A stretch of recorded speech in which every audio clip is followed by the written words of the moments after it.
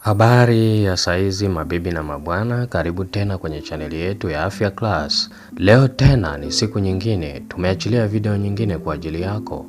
Ninazungumzia tatizo la kuvimba kwa uume wa mtoto kwa mbele. Ile ngozi ya mbele kuvimba, tatizo hili linasababishwa na nini? Kama una mtoto au una jirani yako au rafiki yako mwenye mtoto, ukakutana na hali kama hii, unaweza kushangaa hali hii ni nini na inasababishwa na nini? Tazama video hii mpaka mwisho, nimeeleza kila kitu. Hali hii ya kuvimba kwa ngozi ya mbele ya uume au govi kwa mtoto mara nyingi husababishwa na sababu au na mambo kadhaa. Nitataja yale mambo makubwa kabisa kwenye video hii. Kwa hiyo endapo una mtoto au mtoto wa rafiki yako au mtoto wa jirani yako au mtoto wa ndugu yako ana shida hii, umeona ile ngozi ya mbele ya uume imevimba au govi limevimba au sehemu ya mbele imevimba kabla hajatahiriwa, ziko sababu mbalimbali ambazo husababisha hali hii. Sababu ya kwanza kabisa kubwa ni maambukizi. Hali hii inaweza kutokea kwa sababu ya kuvimba kwa kichwa cha uume na govi kunako sababishwa na maambukizi. Viko vimelea mbalimbali vya magonjwa ambavyo huweza kusababisha hali hii. Mojawapo ya vimelea hivyo ni pamoja na bakteria au fungus, sana sana jamii ya Candida. Kwa pale ambapo kuna maambukizi kwenye eneo hili, mtoto anaweza kukutana na dalili mbalimbali, na miongoni mwa dalili hizo ni pamoja na hizi. Anaweza kuona hali ya uume kuwa mwekundu na kuvimba kama nilivyoeleza hapo awali, lakini kupata maumivu au mtoto kulia sana wakati wa kukojoa. Wakati mwingine unaweza kuona hali ya usaha au harufu mbaya kutoka kwenye eneo hili. Kwa hizi ndizo dalili ambazo huweza kuambatana na tatizo hili. Endapo chanzo cha kuvimba sehemu hii ya uume ni kwa sababu ya maambukizi ya vimelea mbalimbali vya magonjwa. Na katika video hii nimeeleza kwa habari ya bakteria pamoja na fungus kama vimelea vikubwa au vikuu vya tatizo hili. Sababu namba 2, baada ya maambukizi iko sababu namba 2. Sababu ya pili ni kujikusanya kwa uchafu chini ya govi. Kwa watoto wadogo, govi huwa halijafunguka kabisa. Hali hii ni hali ya kawaida. Kwa hiyo uchafu au mkojo unaweza kubaki ndani na unaweza kusababisha hali ya kuvimba. Kwa hiyo hapa tunazungumzia ile ngozi ya mbele ya uume au govi kwa watoto ambao hawajatahiriwa.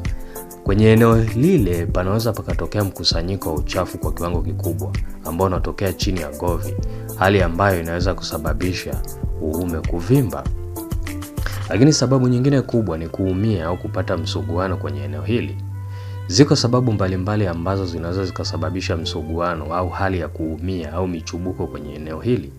Lakini mojawapo ya sababu kubwa ni diapers ambazo watoto wanavaa zinazobana sana. Hali hii inaweza ikachangia msuguano au kuumia kwa baadhi ya watoto na kupelekea hali hii ya ngozi ya mbele ya uume au govi kuvimba.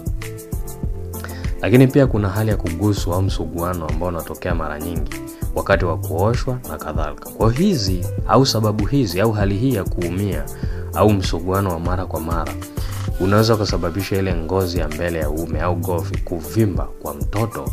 Hapa nimetaja zaidi kwa habari ya diapers zinazobana sana, lakini nimezungumzia habari ya msuguano au kuguswa au msuguano ambao unatokea wakati wa mtoto kuoshwa na sababu zingine mbalimbali ambazo zinaweza zikasababisha hali ya msuguano pamoja na kuumia kwenye ngozi hii. Lakini sababu nyingine ya mwisho kwenye video hii ni tatizo au hali ambayo inajulikana kama phimosis. Unachotakiwa kufahamu ni kwamba kwa watoto wadogo govi huwa halivutiki nyuma kabisa. Wakati mwingine linaweza kuvimba kidogo, hasa likijaa mkojo kabla ya kutoka. Hali hii hujulikana kama phimosis. Hizo ndio sababu kubwa ambazo nimezitaja kwenye video hii zinazosababisha hali hii ya kuona sehemu ya mbele au ngozi ya mbele ya uume kwa mtoto wako imevimba. Lakini nikupe bonus tips. Hakikisha unazingatia mambo haya ukiwa nyumbani endapo mtoto wako ana changamoto hii. Osha uume kwa maji safi ya uvuguvugu. Badilisha diapers mara kwa mara kwa mtoto wako. Usivute govi kwa nguvu. Kwa mtoto mdogo, Ni kawaida lisivutike, kwa usililazimishe. Unavyovuta zaidi unaweza kusababisha hali ya kuumia zaidi pamoja na kuvimba. Hakikisha unaongea na wataalamu wa afya au muone daktari endapo utaona dalili hizi. Uvimbe umekuwa ni mkubwa sana. Kuna hali ya usaha au harufu kali. Mtoto analia sana wakati wa kukojoa. Hatoi mkojo vizuri lakini anapata homa. Je, mtoto wako ana tatizo hili na hajapata msaada wa tiba bado? Kwa ushauri zaidi, elimu au tiba, usisite. Tunaweza kuwasiliana hapa ndani ya Afya Class. Nasi tutakusaidia na tatizo lako litaisha kabisa. Asante.